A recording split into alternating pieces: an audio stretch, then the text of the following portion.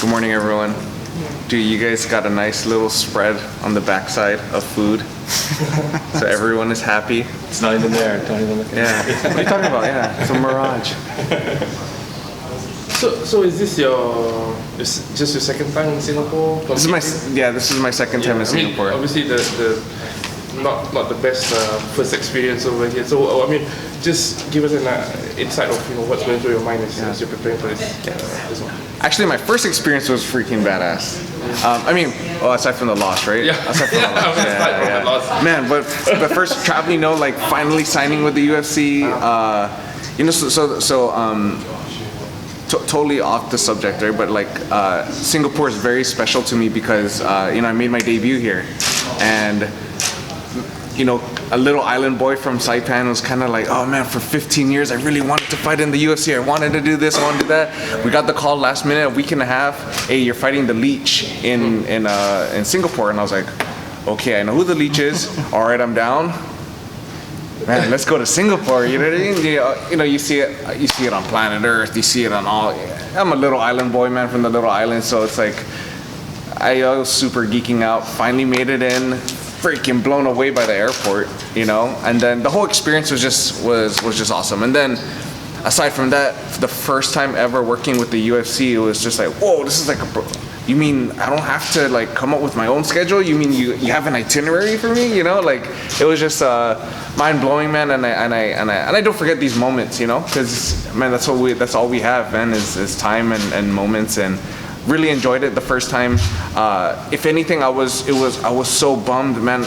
And I was kind of worried because I made my debut, fought the Leech. Yeah, we had a good fight, whatever. I was yelling in the fight because he was kicking my leg and it hurt so much, and I was just trying to fight, Ended up losing the match, and then it was like, okay, we got fight of the night. Oh man, as a debut fighter, getting that extra 50K, hey, all right, you know what I mean? I'll take that. But and then it just from that, I don't know what happened. I mean, it stemmed to fight of the night, and then just so cool that I don't have the best record in the UFC, but I feel like just trying to be a good person and trying to be just have good attitude. And just the white belt mentality of continuing to learn and continuing to grow. I'm still in the UFC, and I'm growing and I'm getting better. Even at the age of, I just turned 30 this year, and even at the age of 30. So it's just very humbling, man. So at this point, do you almost see it like almost as big as an opportunity as the first time you fought in Singapore, in a sense, you're trying to still establish yourself and still trying to get better and still trying to improve. Oh yeah, of course. It's a great opportunity here. Huge opportunity, and then it's kind of like my way of redemption. Like, okay, I need to get a win here in Singapore finally, So I made a lot of adjustments with my previous 4 UFC fights, and it's been going good. Yeah. And I'm looking forward to the results on Saturday. Saturday, right? We're fighting on Saturday? Yeah, Saturday. Yeah, on Saturday. You just spoke about your evolution as a fighter. Yes. You previously talked about, being interested in getting into, scraps, getting into just those wild exchanges. Since you've started training with Colin, you also said that has changed. The first thing that he taught you was defense. Yeah. How do you see this as your evolution? I think because when I first started, my greatest defense was my offense, and at this game, man, it doesn't work like that. Man, everyone is good, everyone's fast, everyone's strong, but now it's, man, who has the brains? You know what I mean? And Colin's able to communicate that over to me. Man, you work with every coach, right? Everyone will tell you. There's so many different ways to use that recorder, you know what I mean? But man, there's this one mentor that can just communicate over to you, hey, no, you need to bring the decibels down, you need to do this, you need to do that, and it'll just resonate with you. And I don't know if Coach Colin is because he's a fellow Hawaiian Islander and he knows how to talk to me or whatever, or they put different things in place so that they can communicate over to me what to do. It's been working, man. And before I just go off on a tangent, I'm able to listen to him and to just follow the program. I don't know, maybe it's also to age, like since I turned since I turned 30, it's like I'm listening now to my body, or I'm understanding how my body works and my mind works, and just fine tuning that. Yeah. You also spoke about this one frank conversation you had with your wife earlier this year after a loss. Yes. Where she asked, "What are you going to do next? What are you going to do now?" Yes. So my the pivotal fight in my career was against Jeff Neal. Right. Good God, that was a freaking.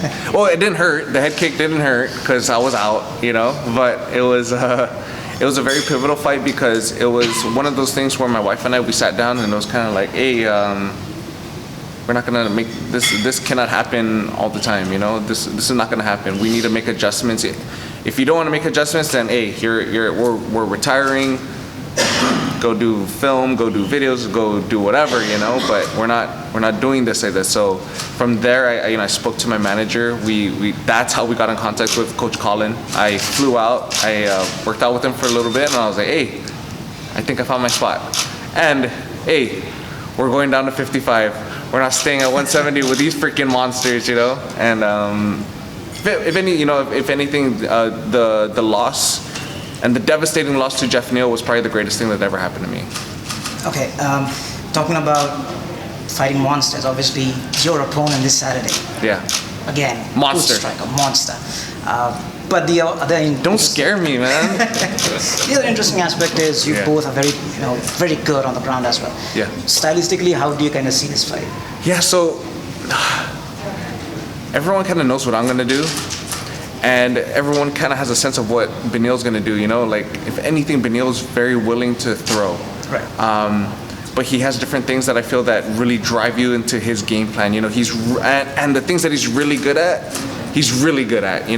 I think if anything, what Beneil brings that a lot of fighters don't bring is wits. Like he knows how to adapt and evolve on the fly, and he's a very smart fighter. Technical smart fighter, and I think that's his biggest accolade. So I got to make sure that I stay on my toes of that and don't get overly crazy crank mode, because that's what would be. So that's how I would fail, So finding the balance of the aggression, but also so it's kind of like finding the balance of